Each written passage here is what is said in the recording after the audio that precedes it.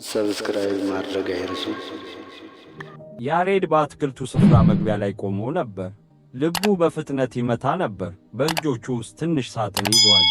ባለፉት ዓመታት ጥፋቱን ለማረምና ለትስታ የነበረውን ፍቅር ለማሳየት ብዙ ተሰቃይቶ ነበር። ዛሬ ግን ይቅርታ ለመጠየቅ ሳይሆን አዲስ ሕይወት ለመጀመር መጥቶ ነበር። ጠባሳው ሊድን የሚችለው ፊት ለፊት ሲጋፈጡት ብቻ መሆኑን አውቆ ነበረ። ሁለቱ በአትክልቱ መሃል ባለው ምንጭ አጠገብ ተገናኙ። ለጥቂት ደቂቃዎች ዝምታ ሰፈነ። አየሩ በትዝታዎችና ባልተነገሩ ቃላት የተሞላ ነበር። ትዝታ ያሬድን ዓይኖች ስትመለከት ያን የድሮውን ፍቅረኛዋን ሳይሆን በሕይወት ተሞክሮ የበሰለ ሰው አየች።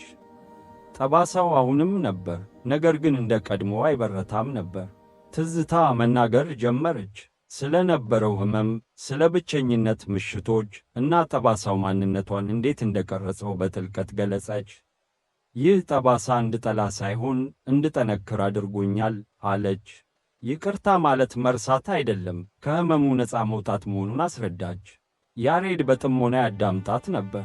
አንገቱን ዝቅ አድርጎ ቆይቶ ሲያነሳ ዓይኖቹ በእንባ ተሞልተው ነበር። ዝምታዬ ትልቁ ስህተቴ ነበር አለ።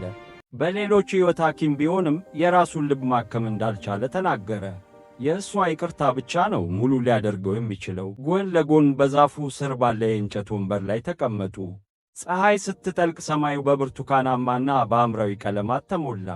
ስለ አሁኑ ሕይወታቸው፣ ስለ ያልተፈጸሙ ሕልሞቻቸው እና ስለ ወደፊት ተስፋቸው ተናገሩ። ትዝታ ለረዥም ጊዜ የጠፋውን ሳቋን መልሳ አገኘች። ያሬድ ነጭ አበባ አቀበላት። ይህ አበባ አዲስ ጅማሬንና ንጽሕናን ይወክል ነበር። ትዝታ ለአፍታ አመነታች፣ ከዚያም ተቀበለችው።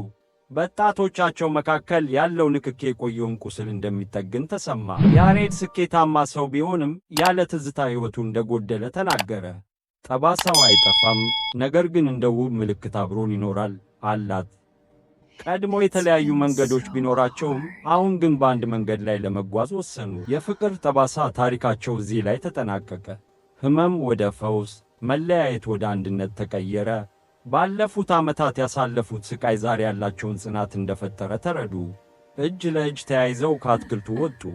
ታሪኩ የሚያስተምረው ነገር አንድ ነው። ፍቅር መቼም አለመጎዳት ሳይሆን ከቆሰሉ በኋላ ተያይዞ መፈወስ ነው። ወደ አዲሱ ሕይወታቸው ሲጓዙ ሰማዩ በከዋክብት ተሞልቶ ነበር። ጠባሳቸው ዛሬ የውበታቸውና የጽናታቸው ምልክት ሆኗል። ውድ የቻናላችን ተከታታዮች፣ የፍቅር ጠባሳ ትረካ ይህንን ይመስል ነበር። ለቻናላችን አዲስ ከሆናችሁ ቻናላችንን ሰብስክራይብ፣ ላይክና ሸር፣ ካስፈለገም ኮሜንት እንዳይረሳ። መልካም ጊዜ። በቀጣይ የማትበላ ወፍ የሚል አስገራሚ የፍቅር ትረካ ይዘን እንመጣለን። መልካም ቆይታ።